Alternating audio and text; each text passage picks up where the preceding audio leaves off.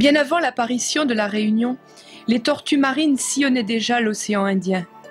Au XVIIe siècle, les premiers habitants de l'île étaient impressionnés par leur nombre.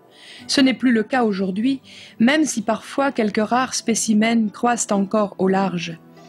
Les tortues marines appartiennent à notre mémoire et c'est presque naturellement que nous les retrouverons sur le site des anciens fours à chaux à Saint-Leu, dans la ferme Corail, comme nous l'explique son directeur.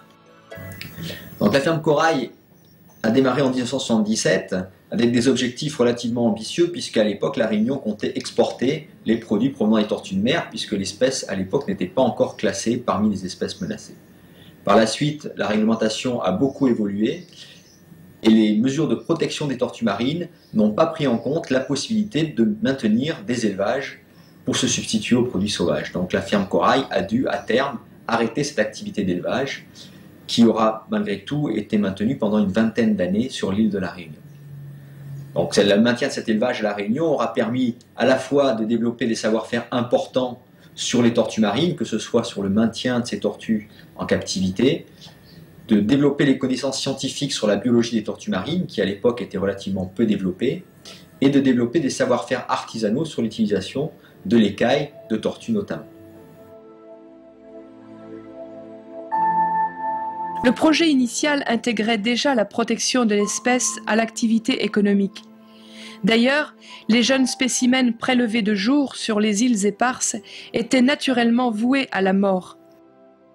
Donc, les tortues marines font partie du patrimoine naturel de la Réunion, et la Réunion a été une des premières régions de France à comprendre la nécessité de préserver ces tortues de mer. En 1977, la création de la ferme Corail faisait partie d'un modèle de gestion et de valorisation de ces tortues marines qui prévoyait de protéger les tortues dans le milieu naturel et de créer un élevage pour approvisionner en matières premières les filières économiques. Donc c'est dans ce sens que la ferme a été créée, sur le modèle du ranching, c'est-à-dire qu'on prélevait les petites tortues dans la nature pour les faire grossir en captivité et ensuite utiliser les différents matériaux de ces tortues de mer. En vue de leur exploitation à des fins artisanales, les carapaces des tortues de la ferme sont tout d'abord traitées dans un bain au formol pour en garantir la parfaite conservation. Puis elles seront séchées et stockées pour alimenter au fur et à mesure des besoins la filière locale d'art et tradition de l'écaille.